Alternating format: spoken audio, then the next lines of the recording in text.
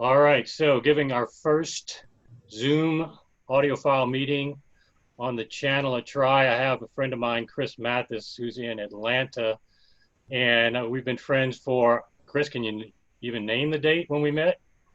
Well, Jason, we've got a little time. Yeah, It, it, probably it, well over almost 15 years plus, huh? it's got to be because Katrina was 15 years ago, and that's when you moved away. I'm thinking we're closer to 20. You're probably right. But both of us lived in New Orleans. For those of you who are watching that aren't familiar with me or Chris, some of you will be familiar with me just from the channel, but Chris and I lived in New Orleans. We got to know each other through, I think it was the Audiophile Club back there at the time we met. And then from there, we've gone to shows together. We've kept in touch via texting groups, email groups, whatever, Facebook Messenger. So thought we'd take it to the next level here. Now that I started a channel, get Chris involved. He and I see eye to eye on many things, but what's great about Chris is that he's got a totally different experience profile than me. He's big into analog, he's big into tubes, and has had a whole different journey. His room sizes and challenges over the years have been a lot different than mine. So his perspective is much different than mine on certain things, and I think it might be valuable to share. And that's kind of the point of this channel, is to kind of make it helpful to anybody of different challenges. So with that, I mean, you're not here to hear me talk. I want to turn it over to Chris and let Chris maybe introduce himself, how he got into the hobby, and maybe just run down your gear. Well, thank you, Jason. I decided in the late 1990s that this was something I was going to commit to.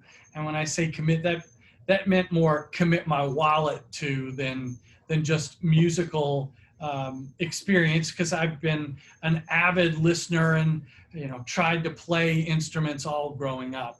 But I started to put together a proper hi-fi system in the 1998, 1999 range, and began simply, and then have evolved not through too many different systems, but I'd like to say through deliberate systems. And but I think I have a little bit of a different ethos than you. You've emphasized in your show and on this channel several things that have always been precious to you, and I've just taken a different tack. And the things that come to mind for that are, well, it primarily centers around power. I have become a sucker for low-powered tube amps, believing in the principle, or I'm not sure I'm even comfortable calling it a principle, but believing that simple circuits are going to be the most musical. And I'm not sure that I can defend that in every case, but it has been something that has driven a lot of my decisions. So as I began with my first system, I started with a solid state amplifier. It was a Bryston amp. I want to say it was about between 75 and 90 watts. It was under 100. I can't remember exactly what it was. But the story of the Bryston amp that I remember and I so fondly is they provide excellent service. I was able to send a 10-year-old Bryston amp back to Bryston. They for a minimal amount of money, serviced it. They changed it so that I could remove the power cord, and we changed the faceplate so it was a little bit cleaner. So I used that, and I had a tube preamplifier from Emotive Audio. It was a gorgeous piece. I can't remember what the name of it was within the Emotive product line, but it was a really pretty, well thought out preamplifier. And part of my thinking when I got it was I sure liked the eye candy, but I wanted to get the warmth of tubes into the system somehow. And it was digital. I was just using a DVD player at the time, and I can't tell you what it was. I think it was a Sony, but I don't know. It was a DVD player. I was paying attention to CDs, trying to find the best sounding CDs. My speakers at the time were pretty simple. They were from Boston Acoustics. I think they were called the A120. It was a two-way with a passive radiator. I remember where I bought them. I think I remember what I paid for them. Anyway, they were on little stands, and I'd had them for a while. And this system brought music back into my life in a big way. So I don't know, Jason, if you ever heard that iteration of what I was doing. I think we met after a time. You had the Merlin BAMs. That's right. I had. So what I did, there was sort of a progression. I made some moves, and I decided I moved on from the Bryston, and I added Atmasphere amps. I had the M60. They were the Mark II at that point, but we were both friends with an Atmasphere dealer, Duke Lejeune of Audiokinesis, and yeah, great guy. So they were tricked out. They had all the capacitor upgrades, and there were several different things that probably made it closer to what they called the Mark III. Anyhow, I had those. You didn't run them with the full tube, did you? I'm sorry? You didn't run them with the full tube, so you were actually going lower power rating than it actually was. Well, I started with the full tubes, but it was a furnace. You know, being in South Louisiana with those things, it was unbearable after not that much time of playing. So yeah, I moved away from full tubes. You could pull. I think I pulled one output tube from each side, which would have been four total, 2 output tubes from each side, because it ran truly balanced. So you had a left and a right side on the left and the right side. Right. So I pulled 4 tubes there, and I think you pulled 1 input tube as well, if I remember correctly, but I'm not positive about that. Somebody may. Yeah, so you've got a history of reducing your power.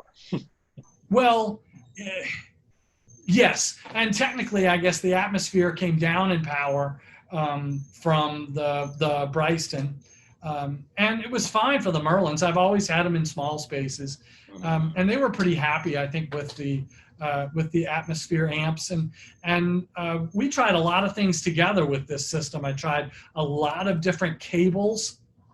Some that I remember is I started off thinking I was cool, and I had some Nordost interconnects, and my speaker cables were were ribbon cables from Magnon. Right. And Magnon, yeah. And I had a BPT power conditioner. I think we had the same one, and power cords. I tried numerous power cords with this, and found that these BPT cords sounded best to me, and I've stuck with them. I still have those in my system. And I think you had Purist Audio Dominus. That's right. I had Purist. Then I moved away, and I had Purist Audio Dominus cables. I had an incredible deal. It was an incredible amount of money. It was still an incredible deal. So I upped those cables. But you know, that Merlin two-way, it had. I should have written down. I can't remember the name of the tweeter it had, but I found that tweeter overpowering. And I think tweeter, Dynaudio. Yes, that's right. The Dynaudio tweeter. Yeah. It you know, even with the sweetness that cables brought, and I'm not sure I would describe Atmaspheres as an especially tubey or warm sounding amp, but they certainly would lean closer to that than a knife's edge. And then at the time, I upgraded. I ended up with I had a Wadia 860. I was not using a preamp because for a long time I just could not be convinced that they added value to a system, or I just didn't understand it. And budget limited, I found the Wadia had a volume control in it. So I had that, and I sent it to Great Northern Sound. I don't think that company exists anymore, but it had a reference modification package and a TAC transport added to it. It was pretty slick for the time. Well, I'm glad you mentioned that, just to jump in, because that one piece was influential in my development back at the time. I know you had come over to my house. It was the first house I bought, a small house, and I had a small room like yours. And I had just bought one of these fancy Shanling SACD players with the tube and solid state outputs. And it was also modified by Chris Johnson of Sonic Frontiers. And I bought it from that Underwood Wally guy. And I thought it was going to be awesome, you know? And then when you had brought over your Wadia and we had A-B'd them, you weren't obviously as familiar with mine, but I was familiar with it. And when I heard yours, it was just so much better, I thought, that I immediately, it put my wheels spinning into finding some way to recoup what I bought. And instead of selling that SACD player Shanling, I sent it to Steve Nugent of Empirical Audio, who was just modifying at the time until he came up with his own line of stuff. And that's when I really got into the modding being a very effective way of improving your system, because to this day, the improvement he made from that was better than any mod I've ever done, even with Steve McCormick's amp mods. But the baseline that where it started was so poor, that's why. But he really showed the value of mods to me. And so when you brought up the Wadia, it brought up, you know, one thing that was very influential. And one thing that we can was a pretty player. It was beautiful. Yeah, I wish you still had it. Yeah. It's a good point to bring up to those watching as a point of reference. This is part of the value you get sometimes of face-to-face meetings, sharing gear. You know, a lot of my trek would have been totally different if I didn't have that experience with your Wadia. You know, I might have stuck with that for a while and not realized this whole other path. So, yeah, I didn't want to interrupt you too much, but just no, that's fine. I'm glad that you did. Well, I think as good a player as that was, I was unsatisfied. I was unsettled, and I wanted to go in a couple of different directions. I think in my heart, I believed in vinyl as a source, that the way I could get to natural sounding, unfatiguing, or organic, the way I could get to the poetry of music, I believed was going to be vinyl. But I didn't commit to that yet. I had to make a couple of other tries first. So I sold the Wadia, and I sold the Purist cables, and I bought some Palladian cables from a guy out of Las Vegas, and I cannot remember the name of the company, but Alan Traherne connected me with them. I don't know if you remember Alan. Right. But I made those cable changes. I sold the Wadia, and I decided to jump on board with computer audio, and I bought a wavelength brick, and I was using an old MacBook. And I'm not sure that it was really a step. In some ways, it was certainly a step forward in convenience, and that was the age of Napster. So I was into getting all sorts of files and trying to find the song I wanted with the largest files that I could find and the best sounding ones. So I was doing a lot of that at the time, but still really searching. And I listened to different systems, your system being an important one. Lots of just going in lots of different directions, going to shows.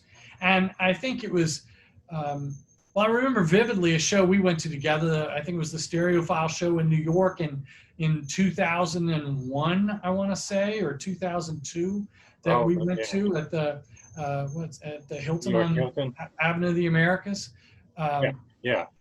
Anyhow, going, and that show was important for me because it exposed me to a world of gear. And in some ways it validated a lot of my thoughts that I was moving in the wrong direction. So this, and continuing, in my evolution, this takes us to 2005. And in 2005, we were all uprooted by a hurricane, or we were both uprooted by a hurricane. And at that point, I restarted my system. I sold the Merlins. And I moved to a larger two-way horn system. It was a Geddes Summa that, again, our friend Duke sold. It was a horn. I'm trying to remember whose driver it was. I think it was an Italian driver with a big foam wave plug, and then that was above a fast 16-inch woofer, or yeah, it wasn't a mid-range. It was a bigger speaker. I could send you a photograph of this if you're interested. I remember it pretty well, but yeah, most people probably haven't seen those. Yeah, it was an unusual speaker. This guy, Earl Geddes, was an audiologist and an engineer who had a long career as a consultant, primarily in the auto business, putting together car systems for manufacturers like GM through Bose and places like that. Anyway, I don't remember his story exactly, but I had his speakers, and they were pretty cumbersome but very efficient, and so that allowed me to move really towards the amplification that I wanted. I bought a pair of 2A3 monoblocks. Don Garber, bought them from Don Garber at Phi in New York City. I read about them on Six Moons and was smitten with them, and I bought them without hearing them, and they were a good amplifier. I really enjoyed that experience, and they took me a long way towards the sort of sound that I believed in. Still flea power though, but again, I was using horns so I could get away with it, and always in a small space. And I'm not a banger. I listen at pretty low volume levels.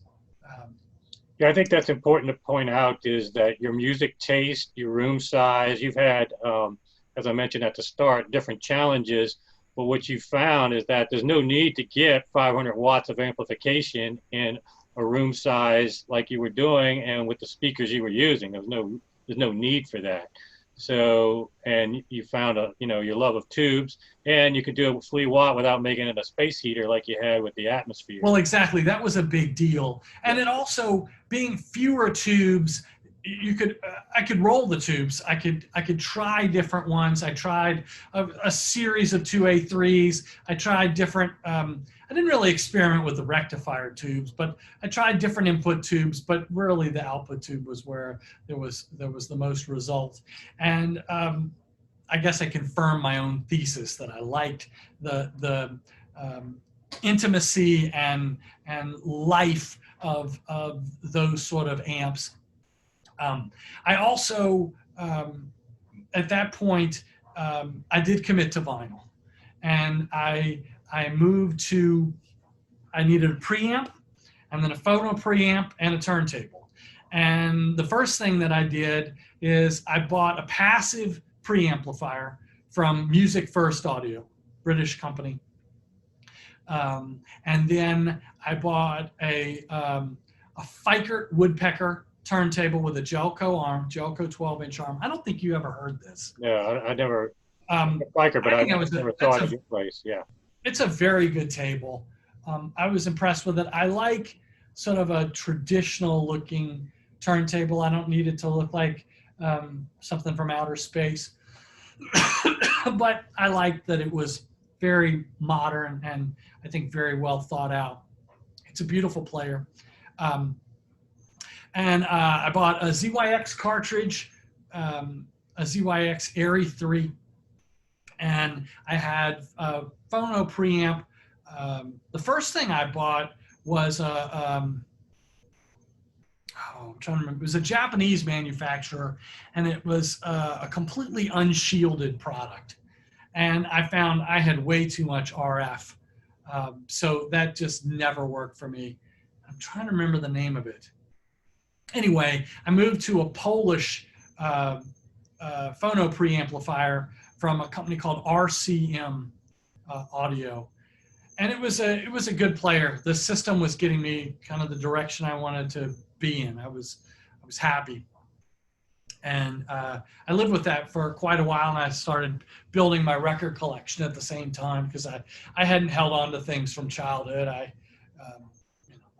was starting from scratch, so it began to grow.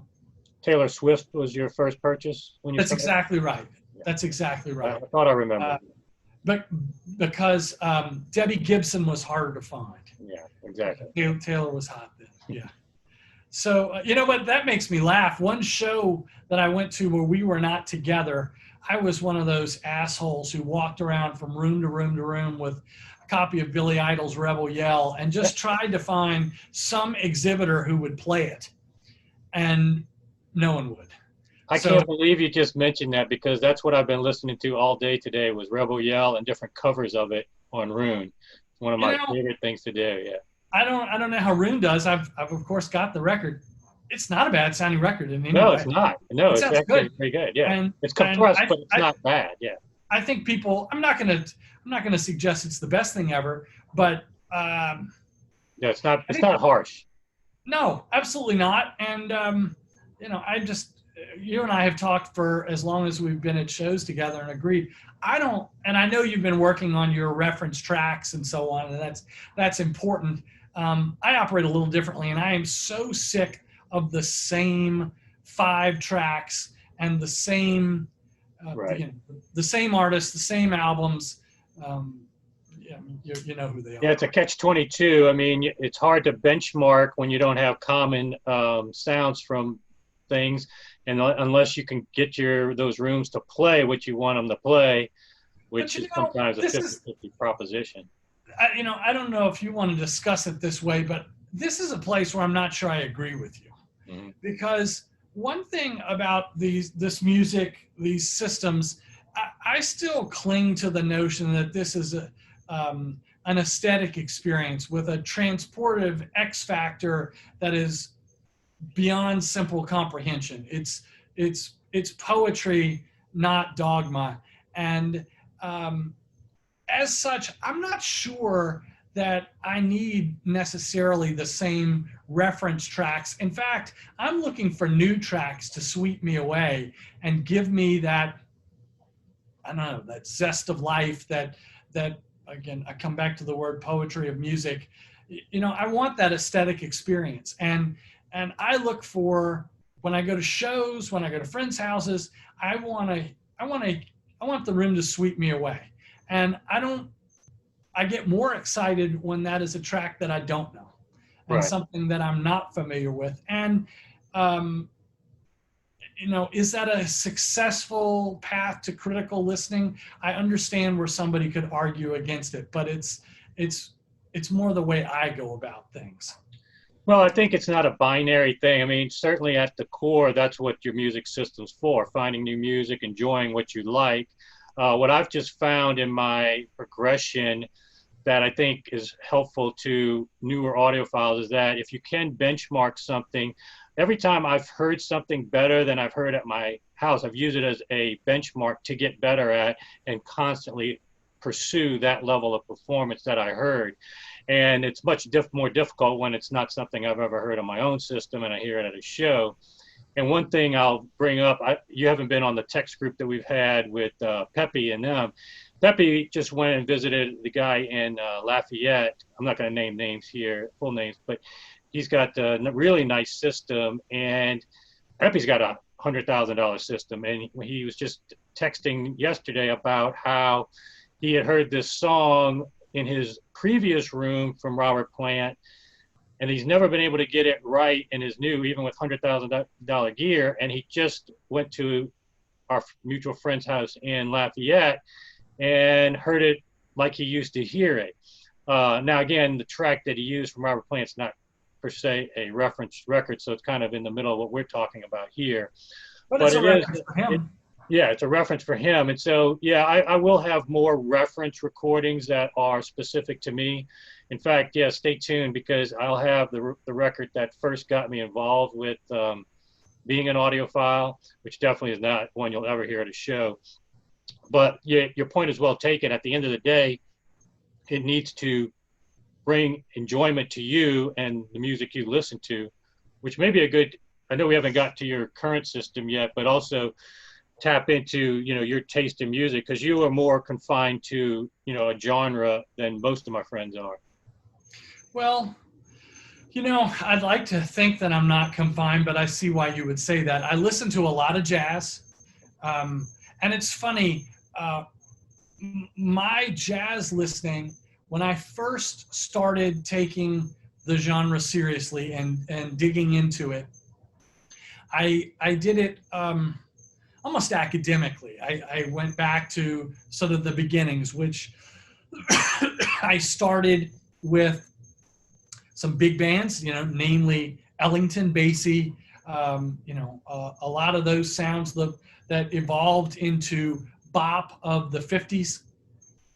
And you know, I think did a pretty deep dive into that, highlighted by, you know, the signature recordings of the young Sonny Rollins and the young Coleman Hawkins and on saxophone, and then of course Miles Davis and you know, a lot of those bands, and then you know, the arc of my listening has you know, moved through the late 50s, that key turning point in that I hear, at least in 59 and 60, as a lot of things really started turning, and then through the 60s and into the 70s. And so now here that I'm probably 20 years into my journey, I'm most excited by stuff from the mid to late 70s, which is kind of the same time evolution.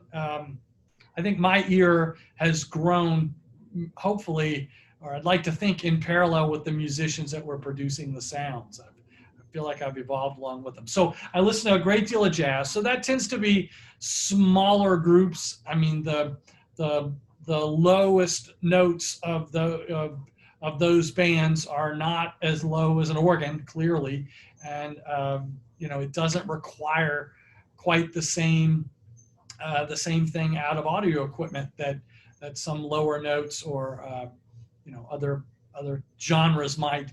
But you know, I grew up, probably grew up listening to the same radio stations. I've got a lot of that sort of, you know, rock and roll and classic stuff too, and I listen to Zeppelin and you know, and I've got a lot of stuff. I've got about 1,700 records. So it's, yeah, you've got a nice collection. It's a pretty, it's a, I guess within certain segments, it's a fairly deep dive. And, but I've got a lot of jazz. I've got a lot of rock and roll. I'm probably the most complete. I'm pretty complete on Miles Davis and Thelonious Monk. I'm, in jazz, that would be the most complete things that I am. Then in rock and roll and that broader category, I'm pretty good on my Grateful Dead live sets. I'm pretty plump there. But then I also have I've got a fair amount of country and blues that I really treasure too. So I've got a lot of Willie Nelson and a lot of Merle Haggard and a lot of Waylon Jennings, and those are well recorded albums. Many of them, by the way. Those it's good sounding stuff, and it didn't all come out of Nashville, but anyway.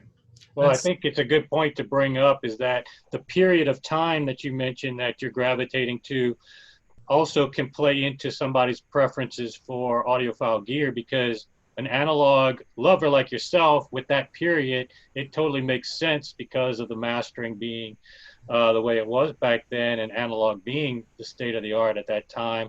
Some of the remasters that have been digital may be less appealing.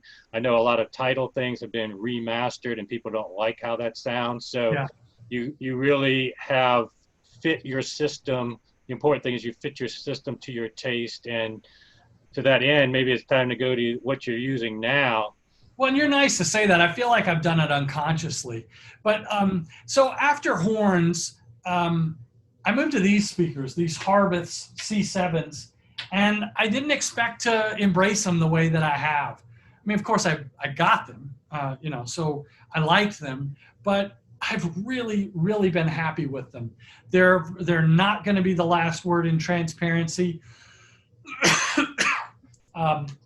but there's a sort of an enveloping spirit to this particular brand and these speakers that I've really enjoyed. And then I now have a Clear Audio turntable. It's a Clear Audio Ovation. I've got their universal 9-inch arm. I've got a Benz LPS cartridge, which sadly isn't made any longer. I've got a Fikert N1 preamplifier, proper preamplifier with a phono stage built in. And let me sort of take you maybe a little bit closer. I've got, I don't know if you can see it, I've got an EL34 single-ended stereo amp from Electra Fidelity. They're out of Las Vegas, and I'm not sure that I don't believe they're in production any longer either. But they were at the last show that we had seen, weren't they? Or maybe a few years back, but maybe not. A few years back. Yeah. In a few years back. You'll find some reviews of their products. If you look for it. I guess what comes to mind as I say that is the Audio Beatnik on, what is it, Dadagogo. He did a review of the Electra Fidelity 300B, which was produced about the same time as these were. Okay. Doesn't that have also the guy up in Baton Rouge working for them at the Beatnik? Maybe. I'm not sure. Okay.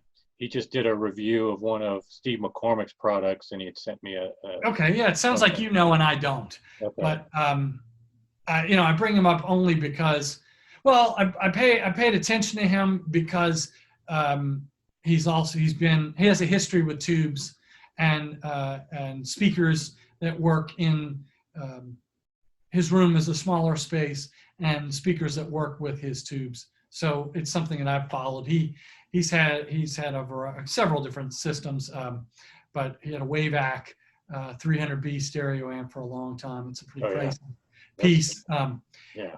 But anyway, then the Clear Audio is one I'm interested in because I don't think I heard that when you had it here.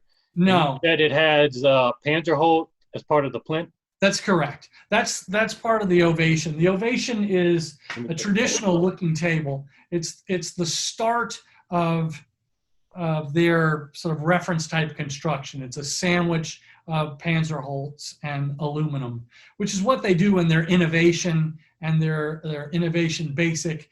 The Innovation Basic is essentially this same table, but it's on 3 spider legs instead of a traditional looking plinth. It's got the same motor controller, and it's got a little, I don't know what the right term is. It's got a monitoring device that monitors speed constantly. It's a smart table. It's very servo-controlled motor. Yes, exactly. It's very similar in appearance to what I had with the Fikert. Okay. And I would love sort of to A/B them, but I bet it would be a very similar result because they're good tables, both of them. Then as you go up the Clear Audio line, the construction remains the same. It's just multiple layers. You know, they graduate to 2 layers of the same aluminum Panzerholz sandwich. And again, it's on that, you know, spacey looking 3-wing design that'll hold an arm on one end. But the motor is exactly the same. Yeah, that's what's interesting to me is I've until recently, I didn't pay as much attention to vibration control. Obviously not having a turntable like you where it's even more imperative that as you go up the line, it's really about vibration control. And you're right. Panzerholz is it's bulletproof type wood. And a sandwich of that with aluminum is about as non-resonant as you can get. And I would almost love to see somebody make a speaker with that combination. Now that I've heard it's out there. It's there's a German manufacturer. Oh, I'm bad on the name. Well, Kaiser is the one that does the right. Panzerholz. But they don't do a sandwich of aluminum. Oh, excuse me. Okay, you're right. So I think the closest thing right now you know, full aluminum sheets like YG, and then the newest one, the 750,000 one from Magico, looks to be probably the most where they've put into non-resonating cabinetry.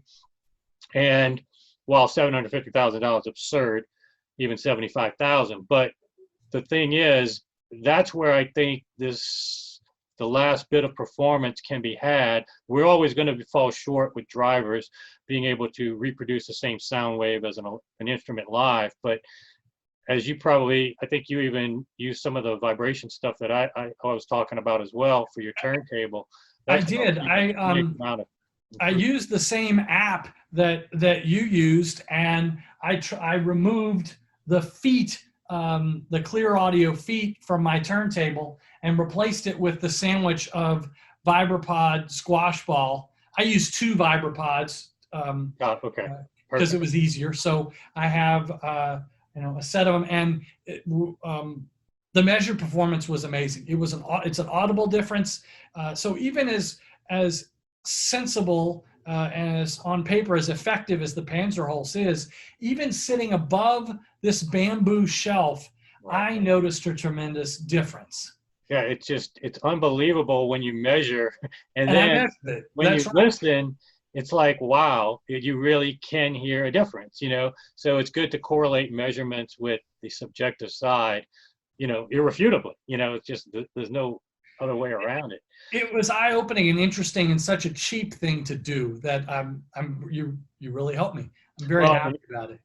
You know, that's what really made me start this channel, and that's why those were my first videos, because I was having to regurgitate the same information to the group. I just said, let me do the videos, and then I kept them private at first, and then I made them public, and that's why they're kind of primitive looking early on, but now I'm just going to go ahead and run with this channel. And, you know, having guests like yourself, I think this could be very valuable to people, you know, with different perspectives. You know, you're bringing a whole different level of perspective to the hobby than what I'm bringing. What are some other things that you can share in terms of, if you had, you know, a game over system, you know, all the money in the world, is there anything that's on your wish list? Yes, of course. So what I would like to do in this system, or what I would like to do, if I had a blank check, I would not be ditching everything that's in this system. I would like to, I've had several conversations with Ron Sutherland about his Phono Loco, which is a current source phono stage that I'd like to use instead of the built-in phono stage in his product here. So that is an upgrade I would like to do, I would like to hear. I've also, and we've discussed this, I'm still a believer in this turntable and the principles behind it. I'd like to try, there is a battery power supply developed for it. And it's pretty expensive. It's about $3,000. So I haven't, it just seems that's rich for a battery power supply for one source. But I would really like to hear what that does for it. And then I would probably make changes in speakers. I don't think I would go to the sort of superhuman designed products.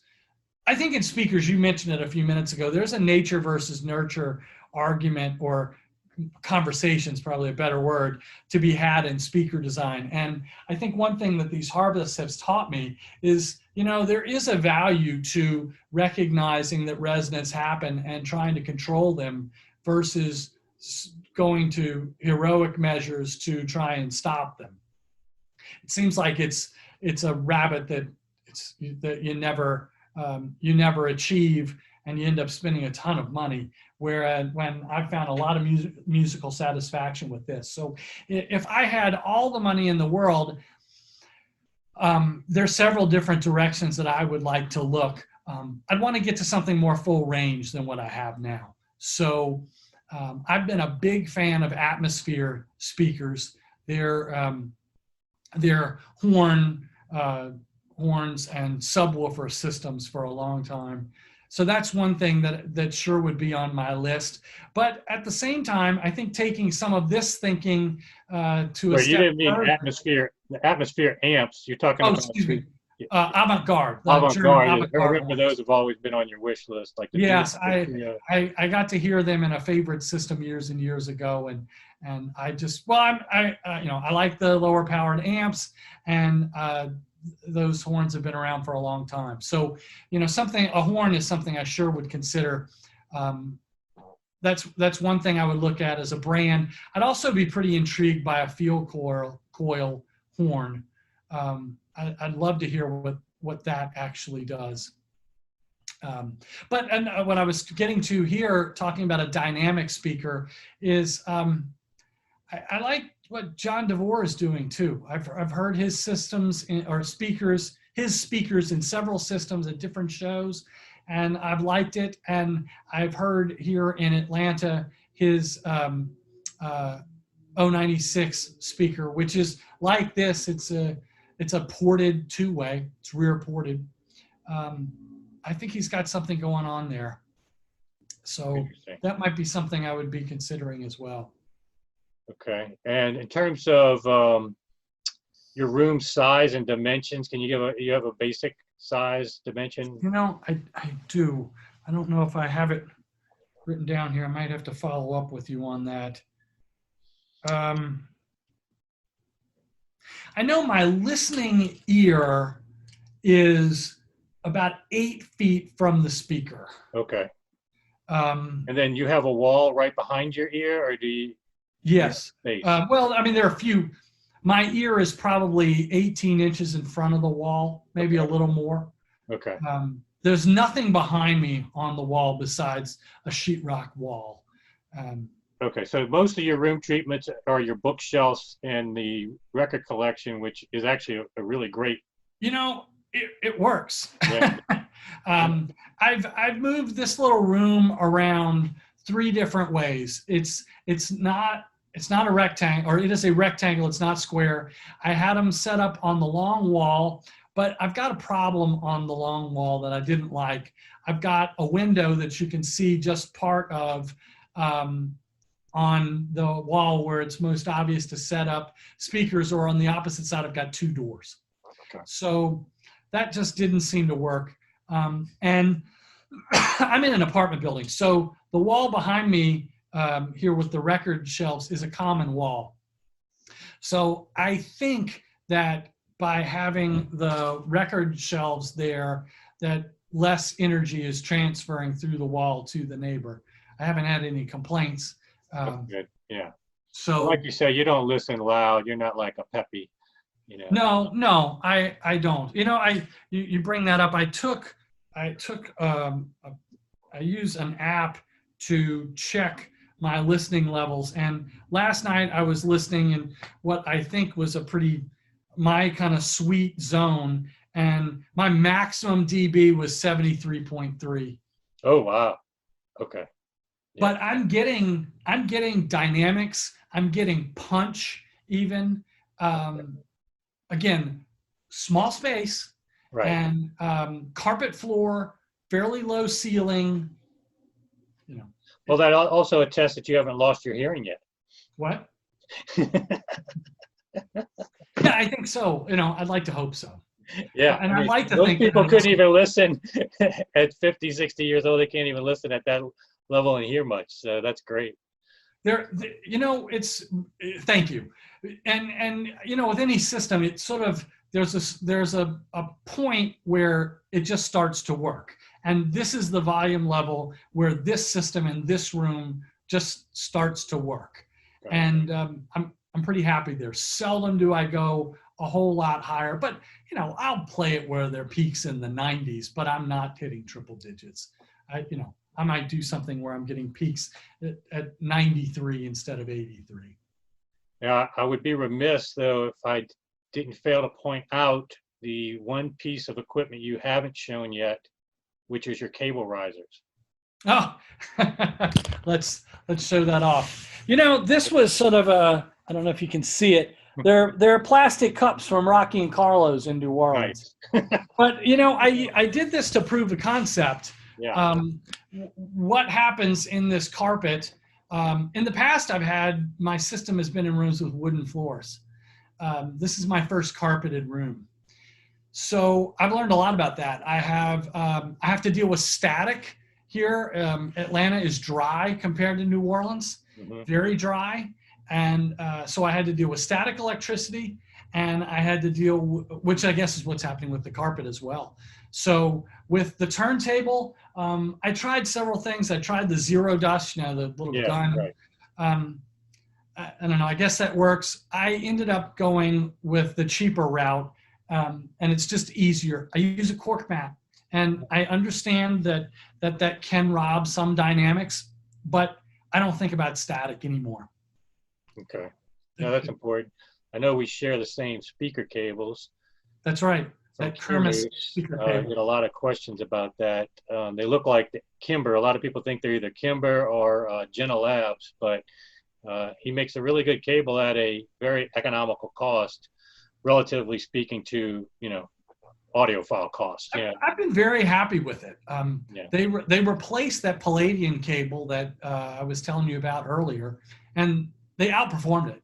And I sold the Palladian cables for more money than I paid for the Kermis cable. So yeah, and I tell people all the time, the last thing you should be worried about is cables. Get your other equipment right first, and then room treatments as well. I guess I'm a sucker. I like messing around with all of it, and I've had simple single source systems, so I haven't had tons of cables, and I've always invested in them. So I've got this, and I've got just one. My tone arm cable is a clear audio cable. It is hardwired. So that's not something I chose, and it's not something I'm going to complain about. And then I have a silver ribbon cable from Veristar, and it's been an excellent performer. I'm very happy with that. OCD Mikey guy. So. That's right. Yeah, I was talking to him not too long ago on Messenger, so we keep in touch, and I watch his channel. I do too, and you're in his neighborhood, so you got to go there. I am. I've corresponded with him, and I thought I had a deal. I thought before this quarantine, before COVID, I thought several things were happening. And the audio thing that was happening is I thought I was going to get that Phono Loco I was talking about. So that required another cable, and he was going to be able to get me a matching interconnect. I went back to him for the same cable. It's been a good performer. That's good. Is there anything else on the agenda that you're looking to upgrade? I know what your cost no object is. Anything else? I'd be very curious. This is the Harbeth C7 ES2, and there's a C7 ES3 and then an anniversary edition that's followed it. I would like to hear what that anniversary edition does. I'm led to believe that what it might give me is just a little bit more transparency than what I have now, but without losing the musical sweetness that they bring. I'd like to hear what that is. Maybe a little more full range too. I'm not sure that it's really any more full range. Okay. Because I don't think. I think the difference is in the tweeter. I don't think the difference is in the tweeter, the internal wiring, maybe a little bit with the crossover and the connectors. I'm not sure that this mid-range has changed. Gotcha. Well, sometimes just changing the tweeter allows them to roll off things differently, and then you can get more punch from the mid-range drivers. But yeah, I don't know if I would touch much with Harbeths. I've been a fan, and I've mentioned it on my channel. They're not really my number one preference, but if I had to go to box speakers again, those would be on my short list. Harbeth, Spenders. As you know, I've owned Spenders in the past. Right. I think that and I've watched this Harbeth factory tour where they talk about how he voices the speakers and using live voices as a reference, and it makes total sense. And like you were saying earlier, the way they combat resonances is just work with it, and if it does excite something, it's something that's pleasing versus problematic. And that is definitely probably the smartest way to go from the standpoint of anything within budget. As you've seen, Magico had to go to $750,000 to create something that they think is, inert and better than anything else. So Yeah, that's probably the way to go with boxes for sure. And you know, I'd hang on to those for a while, especially for your room. It looks like. Yeah, I think it might be the right tool for the job, at least right now. You know, I would like to hear what a really high quality subwoofer would bring too. You know, a Vanderstein or something like that. That I think that might really be a learning experience for me, and I have a perfect place for it in this room. Yeah, So, I mean, if you ever do get the volume levels up and like to jam, that it really showcases subwoofers a lot more. You know, I but can I run think test this, tones. Yeah. I think the subwoofer would bring more than just that. Well, Maybe. it depends on where you're rolling it off. I mean, a lot of people roll it off pretty high, and yeah, you would. But if you're really using it just for subsonic frequencies, and with harvests, I wouldn't want to intrude too much into what the harvests do. No, Uh, but I think it would. Well, it would be a learning experience. But what I would expect it to do, what I would hope it would do, would not necessarily be. It would certainly have more impact, but it's not a tremendous amount more power and pressure in the room that I'd be looking for. But I'd like to be able to take the bottom end image and tighten it up and make that even more focused. And I think it might be what a subwoofer could bring. yeah. You would I have to haven't look tried at it. an active crossover maybe versus, or you could do the rels that you feed the both to the same signal. Um, I'm not a big fan of the rels anymore. I had, as you know, I had a rel, and Yeah, I just gave it away. To be honest with you, I yeah, disliked it so much I gave it away, and I think I even sent out an email to anybody that wants it. You know, yeah. Come get it. yeah, locally, I gave it to the local dealer. Just said, here, have it. Take care of me in the future. And Yeah. but a lot of people swear by that. So it is a rabbit hole in terms of how you cross things over, the phase control, you know, all the things.